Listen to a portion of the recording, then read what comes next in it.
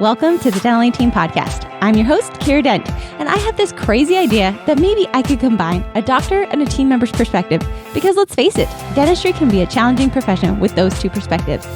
I've been a dental assistant, treatment coordinator, scheduler, biller, office manager, regional manager, practice owner, and I have a team of traveling consultants where we have traveled to over 165 different offices coaching teams.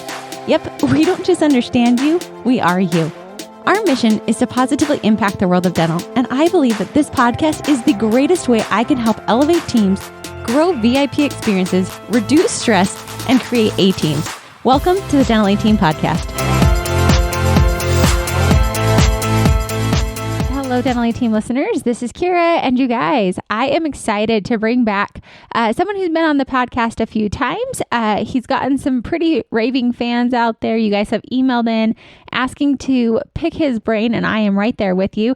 Welcoming back to the show, Paul Moore. He is the founder, CEO, fund manager of Wellings. So we talked before about his real estate endeavors. He's done private investments. He's done bigger commercial investments. He did storage units and it was like trailer parks. Like I remember all the things. And so I'm super excited to welcome back Paul. Paul, how are you doing today? Hey, I'm doing great. It's an honor to be here again, Kiera. Absolutely. You know, we've got time. And so I'm grateful that you're willing to give up some of your time and chat with us today. So how have things been on the business side for Wellings right now on your end of the world?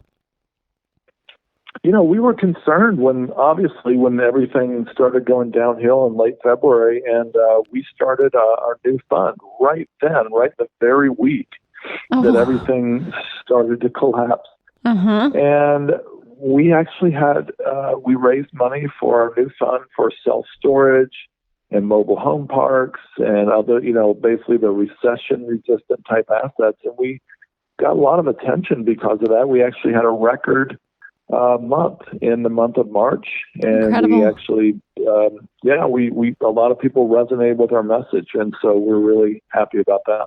Well, I think that that's something that everybody wants to resonate with right now, right? You said recession-proof lines of income and ways that we can do it, and so I'm really excited to talk to you because we talked before.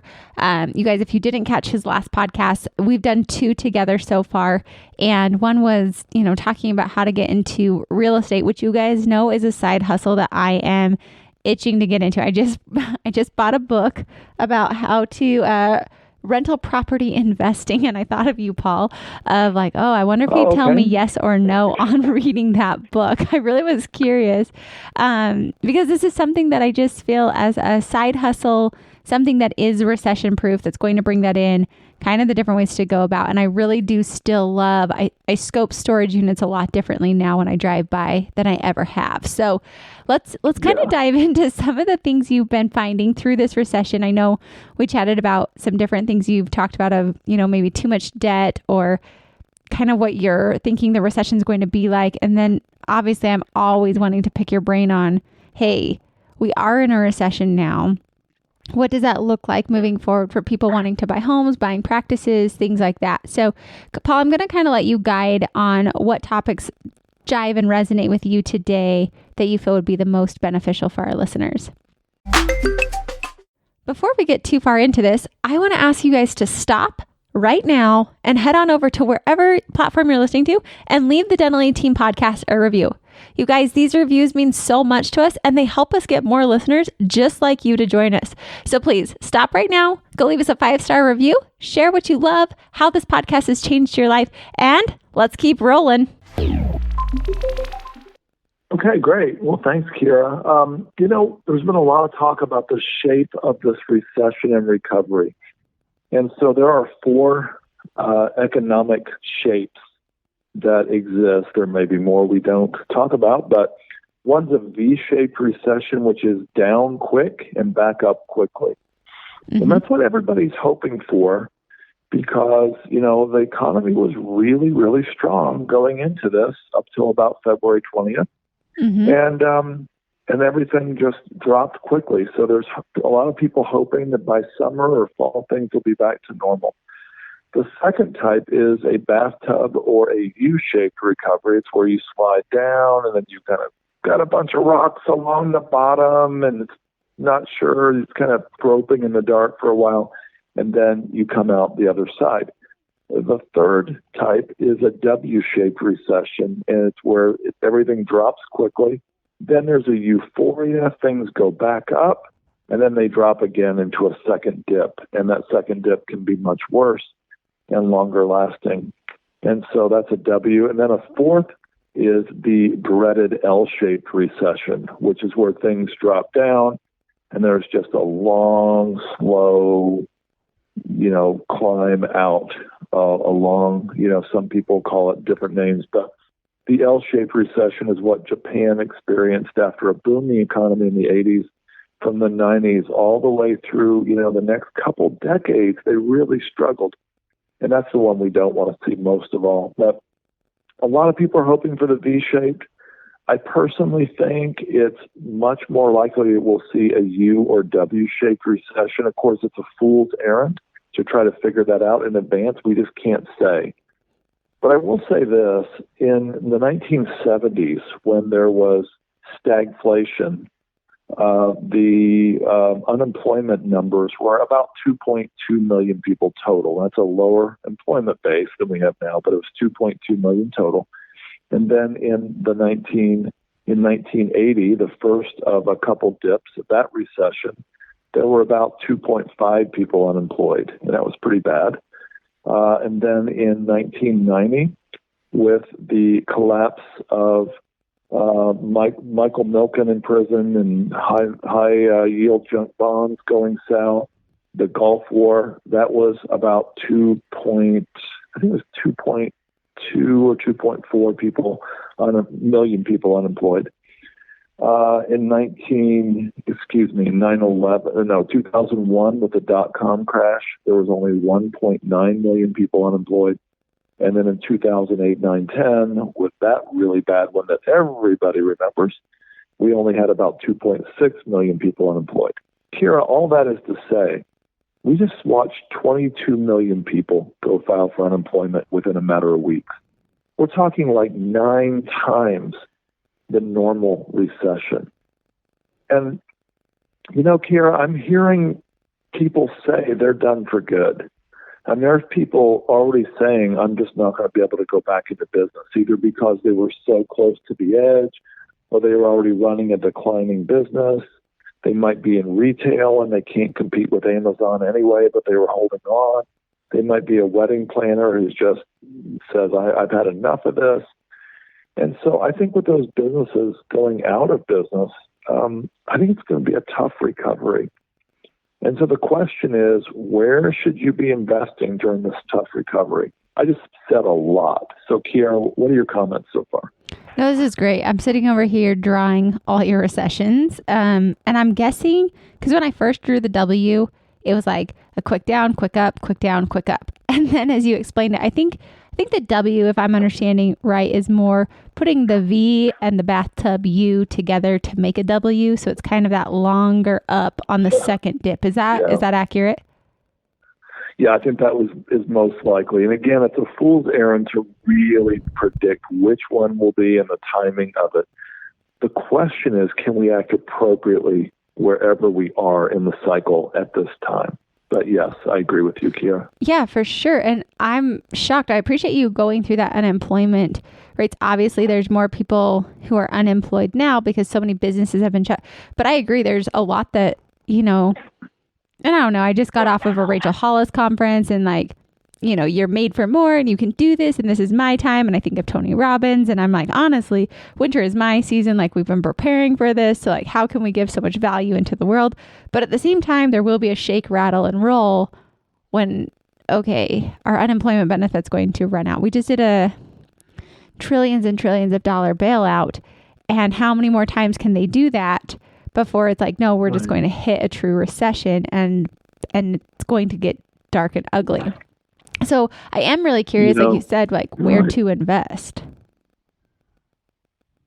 What was that, Kiera? I am curious what you said of where to invest. That was kind of where you were leading to. And I'm super curious because, there's 22 million on unemployment right now. That's 9 times the normal. And then we're going to Right. talk about where to invest, which I like because I like to think of how to move forward. I believe that there's always a way to move forward. Also understanding and being sensitive that some days I'm not on the side of the coin that wants to move forward, and I want to just pull up the covers and call it quits and not go forward. So being sensitive Right. to wherever you are, I know there's both sides of the coin. I did a podcast a little while ago of there are two sides to this coin. There are some people that are super excited because they're going to be picking up a great dental practice or somebody's home. Mm-hmm. And on the other side of that coin is possibly somebody's dreams, hopes, future completely slashed and dashed. So I think it's wise to be sensitive to either side. But I'm always pro learning and understanding and gaining more information so we can be prepared. So Paul, I appreciate that so much. So where do you say to invest, or what are you kind of saying based on what you just led up to with the different types of recession and unemployment? What are you kind of suggesting is the best place to invest, or things we could be doing to be prepared for this? Well, first I want to quickly touch on timing. A lot of people are asking me, okay, so is it next month or 2 months? My answer is look at the 2009 recession. Things, the air was let out of the tires in August and September of 2008 with the collapse of Lehman Brothers and almost collapse of others to follow it. That's late 2008. The bottom wasn't hit until approximately spring of 2012. And so we're talking 3.5 years till the bottom. Now, it doesn't mean it wasn't dropping all along. But if you think about it, you could drop a knife from your kitchen counter. It could hit the floor. Almost anybody older than a toddler could pick that knife up safely. Mm-hmm. But you don't want to catch a falling knife. It's dangerous, and it's difficult, and you might get cut. Well, that's what I want to point out right now. It's not time, and in fact, it's not even near the time to start taking advantage of the deals that are going to happen. So I would guess it's up to 24 months from now. And so, 2020 is basically, I would just say, write it off, watch for what's going to come in 2021 and maybe 22 and maybe even 23, depending on how this all shakes out. That's based on history. Another point I want to make is I don't want to see, and I know you are a very sweet person, you don't want to see anybody lose their house, their car, their business, their practice.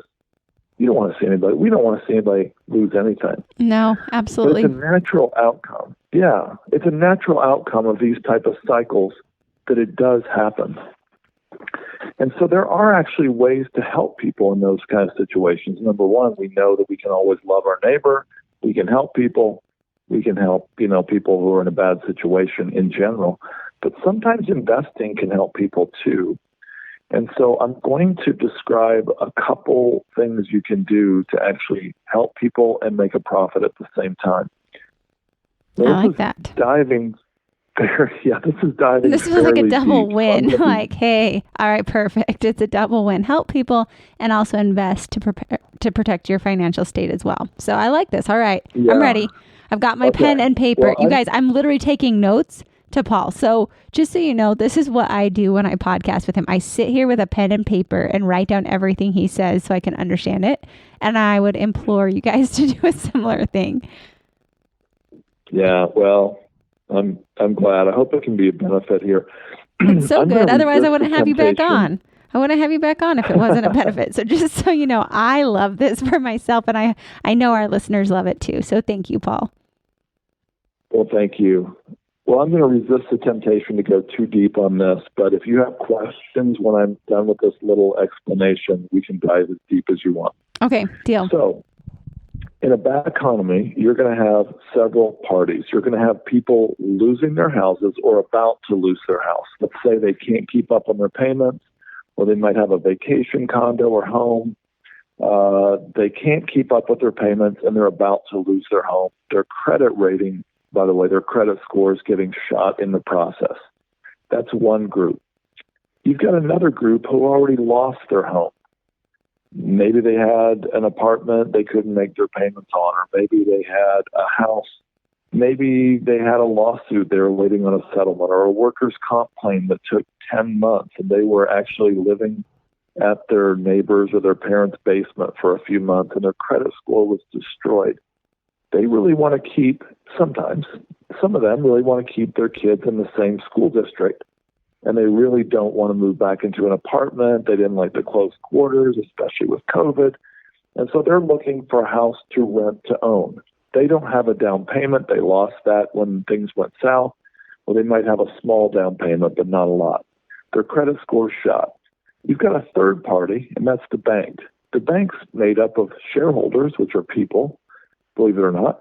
I'm just kidding. And they're actually looking to not run real estate. They don't want to take real estate back. They would rather have somebody figure it out and not have to run that and foreclose on the real estate. And then you've got a fourth party, and that's you, the investor. Now, how can you get in the middle and help everybody? Here's a way. If you can find homes that are, or condos or whatever, especially in these very high up and down states, places like California, Arizona, Nevada, and Florida, those are considered the sand states. They have extreme ups and downs. We don't have to get into any more of that now. I'm just saying that's some really good places to choose if you have a choice. You go to that seller and you say, look, I think I might be able to help you. You're about to lose your house on the courthouse steps to a foreclosure in about 3 weeks. That's when the notices go in the newspaper, by the way, typically. So 3 weeks in advance. Or I saw you had your house on the market for like 2.5 years and you couldn't sell it. I might be able to help. And so what you do is you say, look, I could possibly work with you to put your house in a land trust. I'm not going to take a lot of time on that, but just trust me on that. So put it in a land trust. And then we're going to continue making your mortgage payments. Now, you wanted to move out anyway, or your house was already empty. You already moved out anyway. We just ask you to sweep the house clean, keep it as nice as possible, and then we'll take the keys. We're going to sign an agreement. We're going to put it in a land trust, and then we're going to start making your payments. Now, we being the real estate investor, and you say, look, I'll start making your payments as soon as I can. I have to find a tenant buyer. So what you do is you've already made a list of people who are, I told you, the potential buyers or renters. And you go to them and say, hey, I've got a new house. It's in this school district. Here's the address. And you try to find somebody who will want to own that house from you. You're the middle. This is called a lease option sandwich, by the way, because you're the middle between two pieces of bread, if you will. That's why you're the sandwich meat. So anyway, so you rent to own the house effectively from the seller. You rent to own it to the buyer. The bank wins because they don't get the house back. The seller wins because they don't get foreclosed on and somebody else is making their payments. The tenant buyer wins because they can rent a home that they have the option to buy later in the location they want. You win as the investor because you helped all those people, which is great, and you make a profit. You make 3 paydays, in fact. Payday number 1, when you get the tenant buyer, you ask for a down payment. I know I said they didn't have a lot of down payment. By then, the banks will be all tightened up, and they're going to want a 25, 30% down payment. Well, they don't have that. But on a $200,000 house, they might have a $7,000 or $8,000 or $10,000 they can scrape together. A lot of people do, even sometimes from credit card advances. And they'll do that to move into a home. So you get a $5,000 or $10,000 down payment. That's payday number 1. Number 2, you're making payments on that mortgage, and let's say a payment is $1,000 a month. But you're renting it to the tenant buyer for, say, $1,200, $1,300 a month. So you make $200 or $300 a month profit. Payday number 3 is when that tenant buyer has improved their credit. By the way, you help them do that over 2 or 3 years. When they've improved their credit and they're ready to close, then they pay you a pre-agreed upon price that builds in inflation. And so let's say you got that house and the mortgage payoff was $200,000. But the house is really worth $230,000 the day you start, and maybe at the end of the line, 3 years down the road, it's worth $260,000. So you set the sale price at $260,000, and you only have a $200,000 mortgage payoff minus the $10,000 down they put down. So you make $40,000, $50,000, $60,000, and you might give them some credit for the rent they paid along the way, so maybe a little less. But you do well. You didn't have to go get your own mortgage to take their mortgage over, so you didn't have to go deeply in debt because this mortgage is always in the original seller's name. The seller does well, the bank does well, the buyer does well, everybody wins, and you make a profit helping people too. So that is one thing of several that investors can do in this upcoming crisis fallout. That's interesting. I took copious notes on there. I was writing frantically while you were talking. So, of course, my skeptical side of me is kicking in and saying, Paul, I like this and it has warm fuzzies around it. My skeptical side is, what happens if that tenant can't make their payment? So I'm being the generous person. How many times does me as the investor get caught in the middle of a hot fire? Because I see that as a potential hot fire on a lot of ways around. Often. Very often. The same trouble that got the tenant buyer into the pickle they were in when they met you is the same type of pattern they're going to have later. In fact, 70%, if you don't do intense screening on these people, and if you don't intensely help them along the way, 70 to 75% will fail. Now, here's what happens when they fail. And we've done a bunch of these, by the way. Number one, they usually don't trash the house because they're trying to save it till the last minute, typically because they're trying to buy it. But if they fail, you kindly help them move out, and you put a new tenant buyer in. They pay you a new deposit, and you start over. And 70% of the time for the average lease option sandwich, that is what happens. Now, there's a clause baked into your contract with the original seller, and you're very, very clear, verbally and in writing at every point. I cannot promise I can follow through. I will do everything in my power to save your credit and to help you not get foreclosed on. But if I can't find a buyer in the next, let's say, 3 weeks, a tenant buyer, or if I can't keep it going once we're into this, let's say 2 years down the road, the tenant buyer drops off and I can't find anybody to replace them, I'm going to give you this house back. And I'm sorry to say that, but it could happen. And they're usually so grateful that you're trying that they understand that.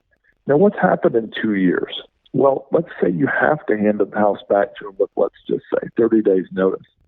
Well, they might have got back on their feet. They might wish they'd never got rid of that house. They might want to move back in it. And they may have a good job now and they could move in. Or the market might have recovered and they might be able to make a payment or two and sell it on the MLS. And so there's all kinds of ways out. Interesting. Okay, because I was like, I feel like there's a lot of hot water. So my question is, because the name is in the original seller's name, it never transfers to my name per se,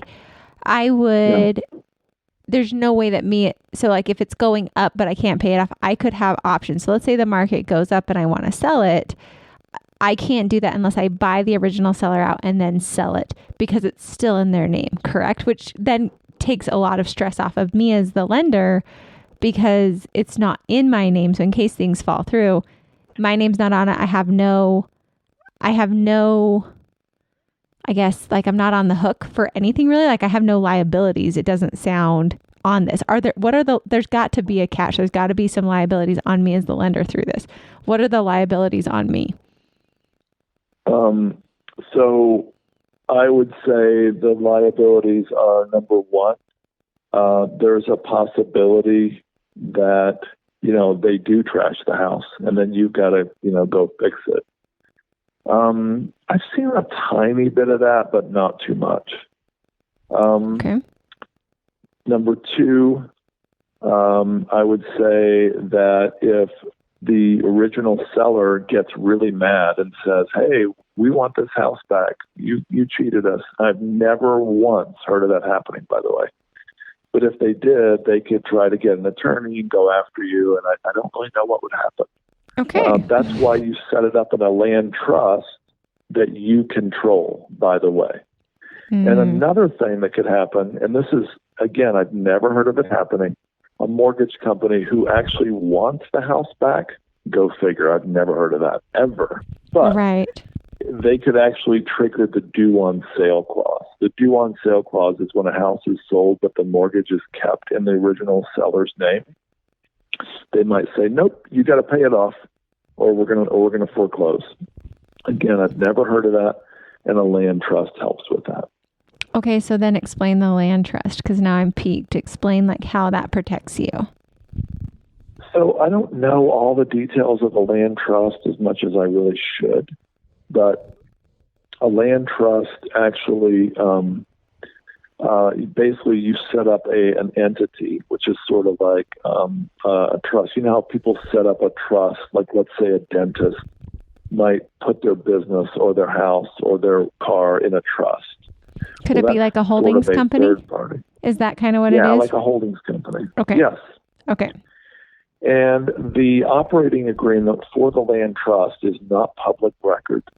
And the operating agreement says right in it that you are going to try, you as the investor, are going to try your best to make the payments along the way that you can't guarantee you'll be able to.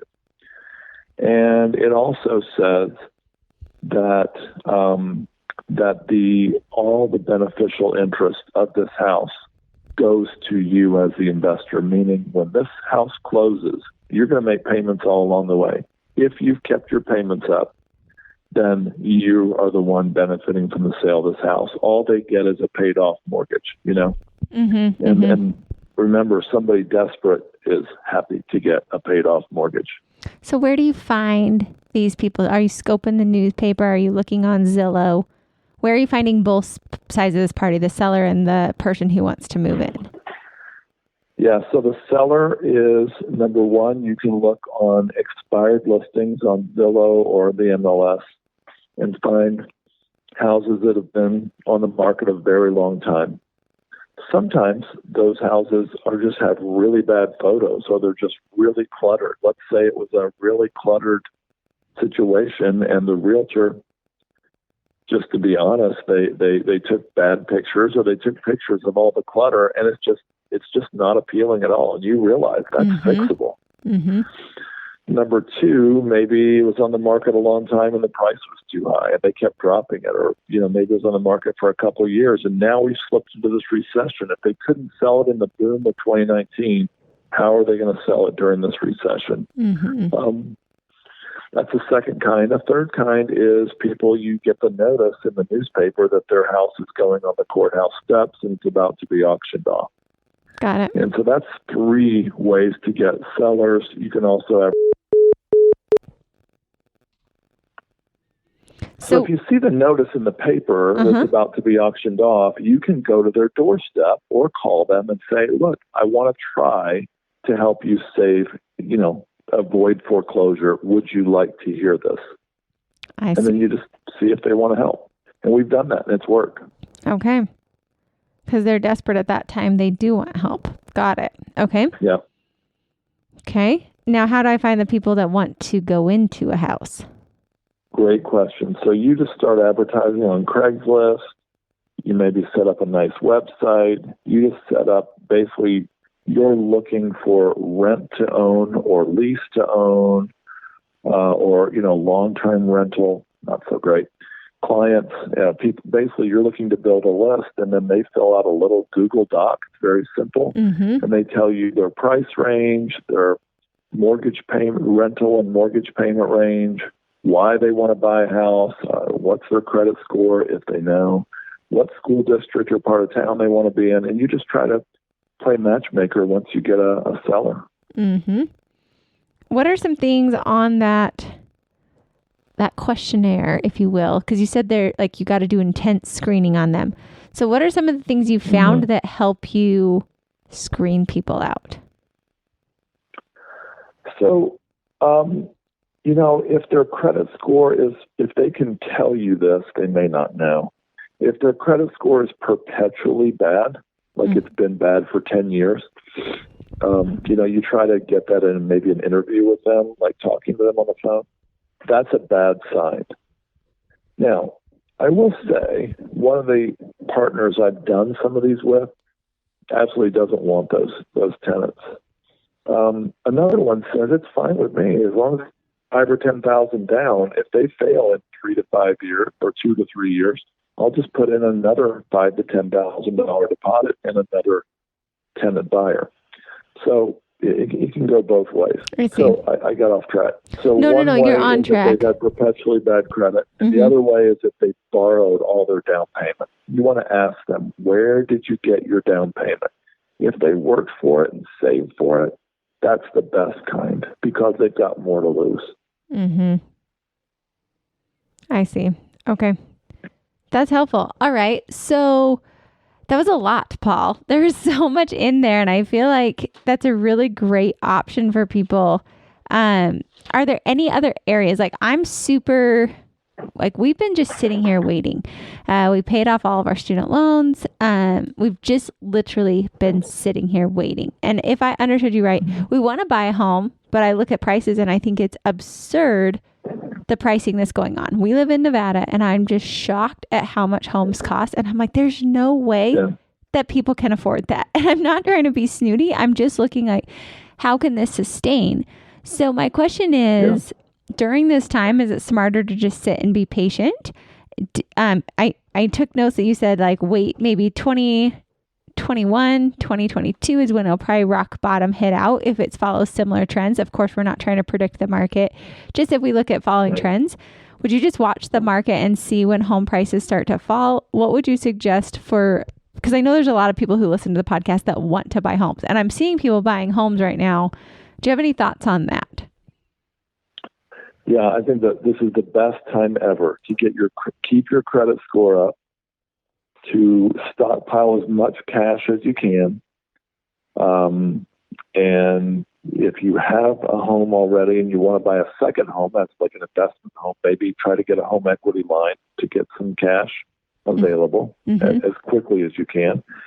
And I think it's good to watch. I mean, in Nevada was one of those states where, and I'm not using exact numbers, but I mean, $100,000 house in 1999 to, $240,000 in 2007.